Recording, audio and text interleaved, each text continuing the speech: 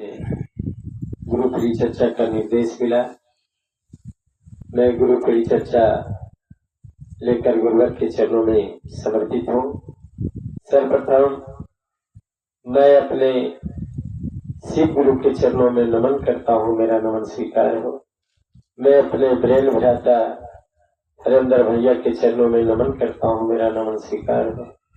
मैं अपने ममतामयी शक्ति स्वरूपा नीलम दीदी के चरणों में नमन करता हूँ, मेरा नमन स्वीकार हो। इस गुरु परिचर्चा में आए हुए तमाम गुरु भाई गुरु बहना के चरणों में मैं नमन करता हूँ, मेरा नमन स्वीकार हो। हे शिव, आप मेरे गुरु हैं, आप सबके गुरु हैं, आप मुझ पे दया करें, आप सब पे दया करें।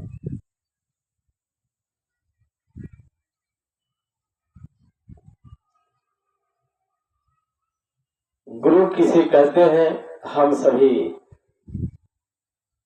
बड़े अच्छे ढंग से जानते हैं, क्योंकि गुरु ने सारे भाई बहना को ज्ञान दे दी। जो अंधकार से प्रकाश में ला दे उन्हें ही गुरु कहा जाता है। और बड़े बड़े ज्ञानियों का कहना है कि जो मानव जीवन में अगर गुरु न बनाया हो तो उनके हाथों से एक गिलास पानी भी पीना महापाप के समान होता है। और ये जीवन रूपी नैया भव से पार भी नहीं उतरता है जब तक मानव अपने जीवन में गुरु नहीं। इसलिए भाई बहना, अगर जो नहीं बनाए हैं तो बनाने में लेट क्यों कर रहे हैं? इसमें ना बल का प्रयोग होता है, ना कुछ पैसा लगता है। बड़े आसान तौर तरीका से भैया के माध्यम से जो हम सभी को मिला है, हम और आप कितने भाग्यशाली हैं जो कि भैया ने 3 ज्ञान हम सभी के बीच छोड़ दिए और आसान तरीके से शिव के जैसे, शिव भगवान के जैसे हम सभी को गुरु मिल गए। और फिर भी हम और आप समझ नहीं पाते हैं और समय को व्यर्थ में गंवाते जाते हैं।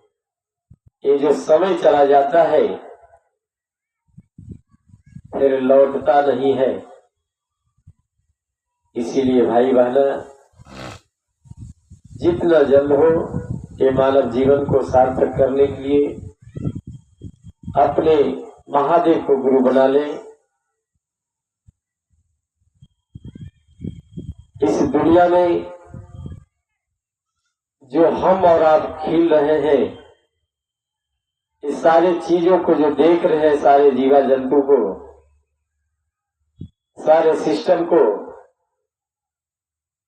ये सजाने वाले, संवारने वाले हमारे महादेव ही हैं। और सृष्टि करता है ही। और जब सावन के महीने में समुद्र मंथन किया गया था तो देवताओं और दानव में होड़ मच गया कि हमें अमृत लेना, हमें अमृत लेना है। बड़ा भयंकर युद्ध हुआ और हमारे महादेव ने, हमारे गुरुवर ने पूरे जनमानस की रक्षा के लिए, सारे जीवा जंतु की रक्षा के लिए और विष का पोटली हलाहल बांध कर गए और अपने कंठ में ही समा लिए।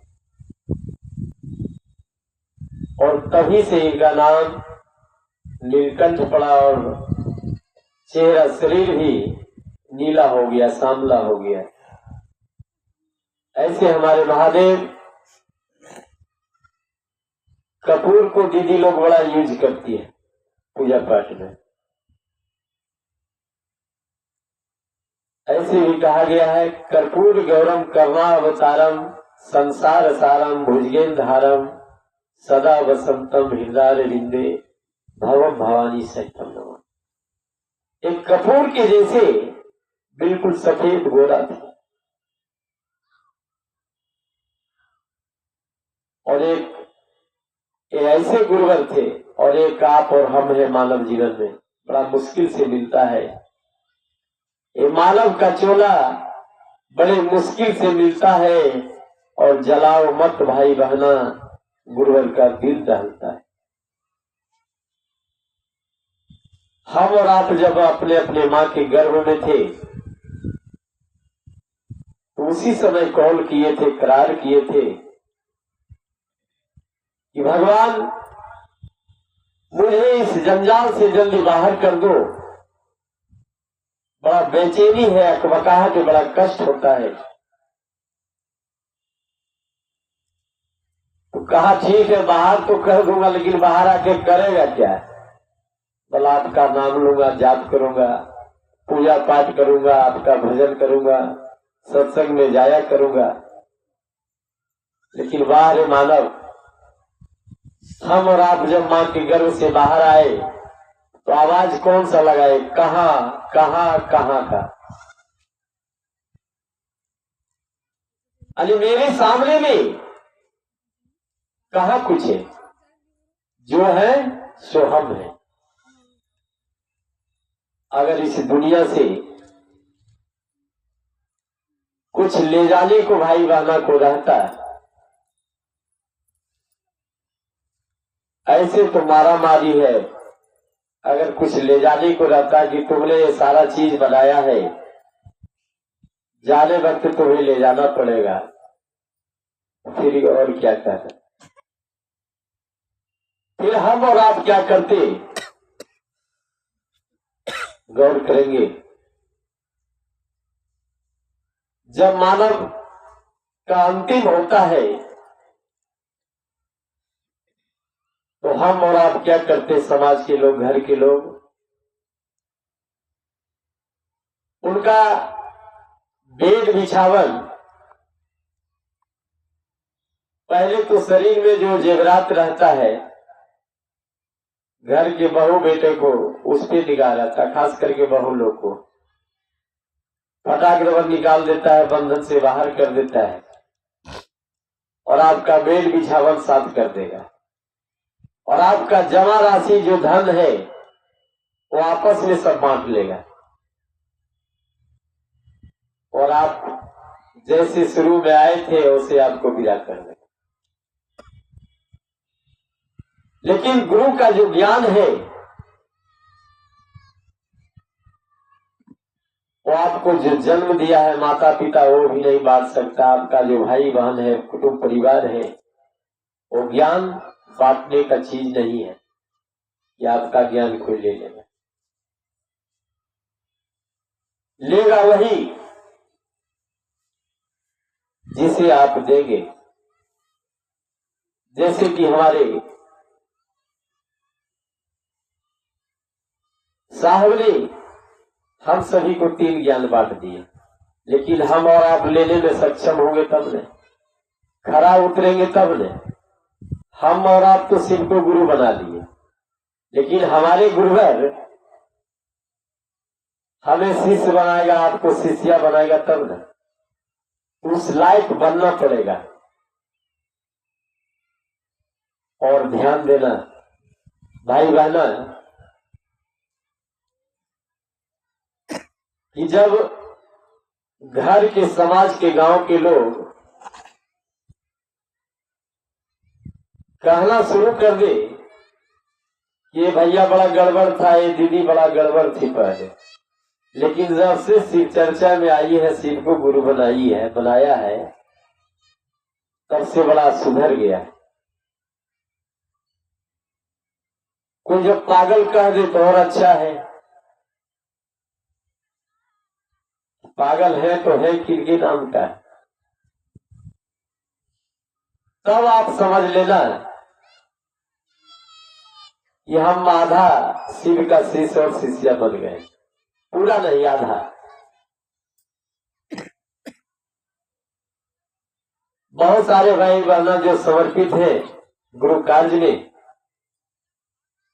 लोग कहता है कि ये बेकार है, इसको कोई काम धाम है नहीं, धामना से चले आए यहाँ करने से, इसको कोई काम धाम नहीं है, ये सब कोढ़ी का लक्षण है।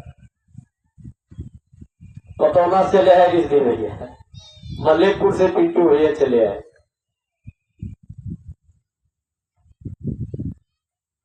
और जब दो चार साथी मल्लेपुर से टॉप हुआ,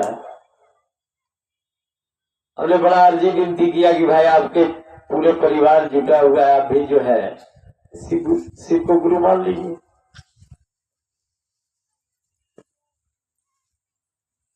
तो वह दूसरे तीसरे ढंग से जो है सवाल जवाब मिला।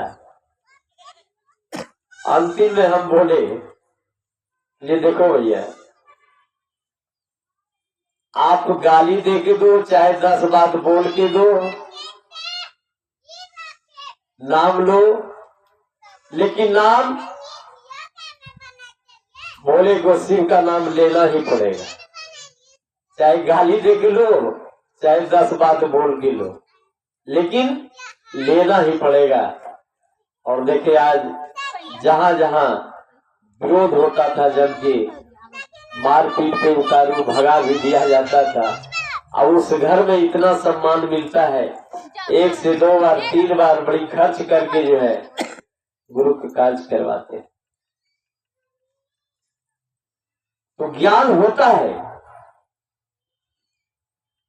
बहुतों को पहले हो जाता है, बहुत को बाद में होता है, किसी को बीच में होता है, लेकिन सच्चे हृदय, सच्चे मन, सच्चे भाव को आप जगाने का प्रयास करेंगे तब। आप सभी वाल्मीकि जी का नाम सुने होंगे। वो 1 नंबर का डाकू था, लुटेरा था। तो भगवान परीक्षा लेने चल दिए। रास्ते के लोग, गांव के लोग सब मना किया कि उस ओर नहीं जाए, क्योंकि वाल्मीकि नाम का एक बहुत खतरनाक डाकू है। वो जितना सामान है ले लेगा और जान भी मार देता है। बोला ठीक है, एक बार जाके देखते हैं, मेरा परिवार आगे का गांव में रहता है, हमको जाना ही है, चाहे जो करे। और जब निगाह पड़ा ठाकुर जी के ऊपर, वाल्मीकि जी को, बोला तुम्हें समझ में नहीं आता है तो वहीं ठहर जाओ, रुक जाओ, वहीं से वापस हो जाओ। तो मानव के रूप में थे। बोला हम तो ठहरे हुए हैं, रुके हुए हैं, लेकिन तुम कब रुकोगे? सही बात। और बढ़ते चले गए। अब उसको भी थोड़ा थोड़ा भय होने लगा कि लग रहा है कि ये भी जो है डेंजरे है, हमसे भी बढ़ा है, सामने आगे बढ़ते जा रहा है। लोग मेरा नाम सुन के डरता है, इसको हिदायत भी कर रहे हैं, लेकिन जवाब दे रहा है कि हम तो ठहरे हुए, रुके हुए, तुम कब ठहरोगे? और धीरे धीरे ये ठाकुर जी वहां बलि होते गए और वाल्मीकि जी नॉर्मल होते चले गए, और जाके साक्षात रूप में दर्शन दे दिए। और फटाक रबर वाल्मीकि जी उनके चरणों में गिर पड़ते हैं कि आज दिन से हम एक काम ही छोड़ देंगे, लेकिन मेरा बाल बच्चा परिवार चलेगा कैसे?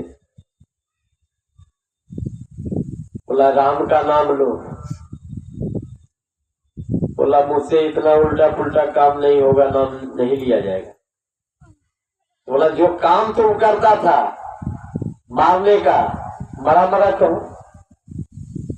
बोला हाँ ये हो जाएगा। वाल्मीकि जी मरा मरा जो है करते करते मरा राम राम, बस ठाकुर जी का नाम जीवा पे पूरा बैठ गया। तो उल्टा नाम जप ही जग जाना, अब वाल्मीकि भय ब्रह्म समान। जब ऐसे ऐसे लोगों को हमारे महादेव ने सुधार दिया, हमारे ठाकुर जी ने सुधार दिया, और हम और आप तो सुधरे हुए, सिर्फ भाव को जगाना है। हम लोग बहुत नॉर्मल हैं।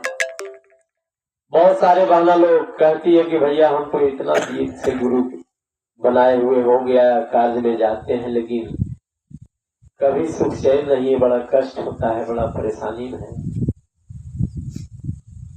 तो कोई जरूरी नहीं कि हम धर्म के राह पे चल रहे हैं, गुरु कार्य में चल रहे हैं तो सिर्फ सुख ही सुख होगा, क्योंकि हमने कितना बार जन्म लिए इसका कोई अता पता नहीं। हो सकता है अभी हम धर्म के राह पे चल रहे हैं और अगले जन्म में हम क्या किए नहीं किए हमको तो वो भी पता नहीं। उसी का भुक्त भोगी आज भोग रहे हैं। तो भाई बहना गौर करेंगे, ना हमें दुख की ओर जाना है, ना हमें सुख की ओर जाना है। हमें भैया के बताए हुए रास्ते की ओर जाना है, गुरु के चरणों की ओर जाना है, गुरु के कार्य की ओर जाना है। चले इन्हीं अमृत वाणी के साथ मैं अपनी वाणी को गुरुवर के चरणों में रखते हुए सारे भाई बहनों को पुनः फिर से एक बार नमन करते हुए मैं अब चलता हूँ।